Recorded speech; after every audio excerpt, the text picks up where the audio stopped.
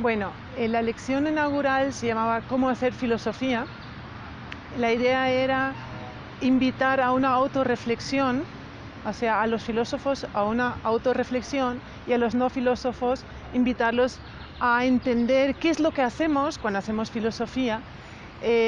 Yo quería, una de las cosas que más me importaban era destacar que la filosofía no se puede reducir ni a unas escuelas determinadas, ni tampoco a unos cuantos enunciados como los que nos gusta mucho citar.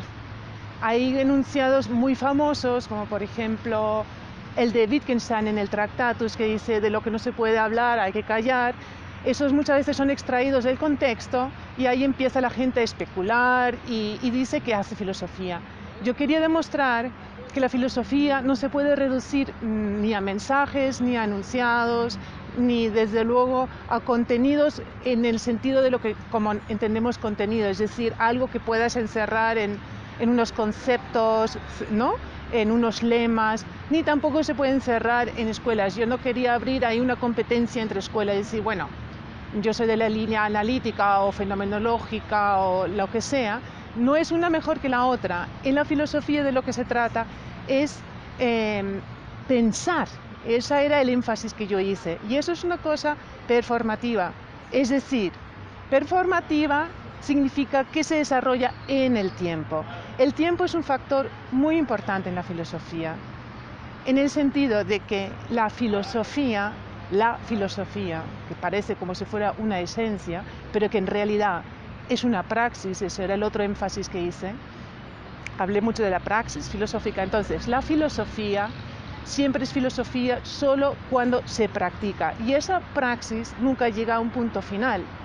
Quiere decir que si un filósofo, incluso aunque haya puesto su punto final a una obra y la publique, y de hecho nosotros, académicos, filósofos, estudiamos esos filósofos grandes, Platón, Aristóteles, Kant, Hegel, etcétera, etcétera, ¿sí?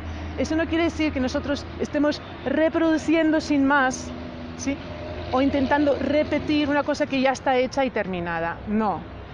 Ninguna filosofía de nadie está terminada, sino que tiene que seguir pensándose, y en ese pensar continuo se atraviesan los tiempos. Ese era uno de los aspectos del tiempo que yo quería destacar, ¿no?, que es un hacer constante, y aunque volvamos, nunca es un volver a lo mismo, porque ya al volver a retomarlo, a intentar interpretarlo, ya estás haciendo cosas nuevas. Eso no quiere decir que estemos proyectando cosas nuevas, o eso desde luego no excluye el que nosotros intentemos hacer una buena exégesis, pero cualquier exégesis siempre tiene que incluir a factores que vienen de otros contextos conceptuales, con lo cual pues se le da una nueva vida, ¿no? Entonces esto era uno de los énfasis que hice con respecto a los tiempos de la filosofía. La otra era que el filosofar mismo, el pensar, es una actividad lenta, y eso era otro énfasis que a mí me importaba mucho, sobre todo destacar en nuestro tiempo. ¿Por qué? Porque nuestro tiempo está caracterizado por la velocidad, por la así llamada productividad, por la innovación. Son todos criterios que se nos han impuesto de, bueno, estructuras ajenas a la filosofía, diría yo, a ese pensar lento, continuo, que nunca acaba.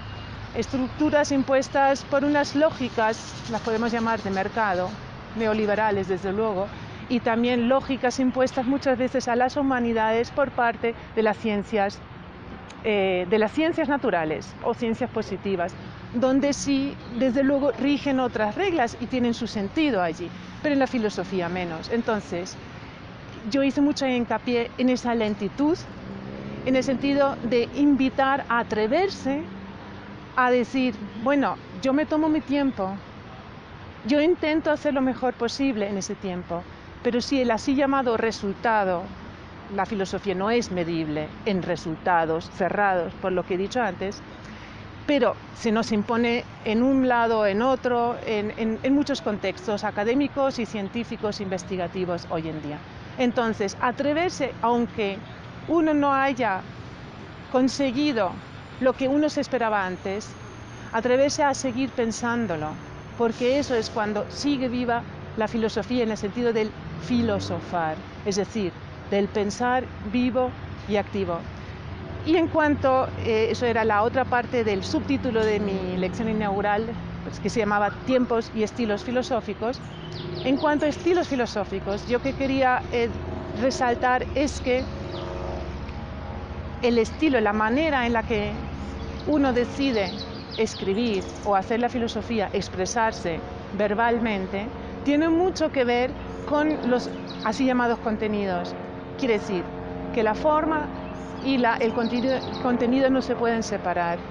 Si Nietzsche escribe con una voz como la utiliza él, con muchas exclamaciones, con unos clímax, con un cierto dramatismo, eso no es una cosa fortuita, sino tiene mucho que ver con unas convicciones fundamentales que están a la base de su filosofía.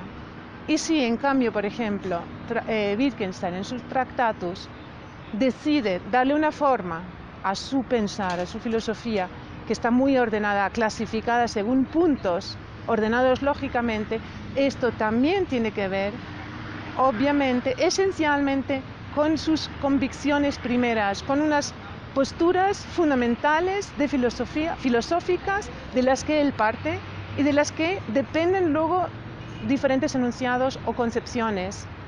Por ejemplo, en el caso de Wittgenstein, sobre lo que es el mundo, a dónde puede llegar el lenguaje, qué es lo que va más allá, pero que quizás son cuestiones que no se pueden expresar en lenguajes denotativos, sino que se muestran de otra manera.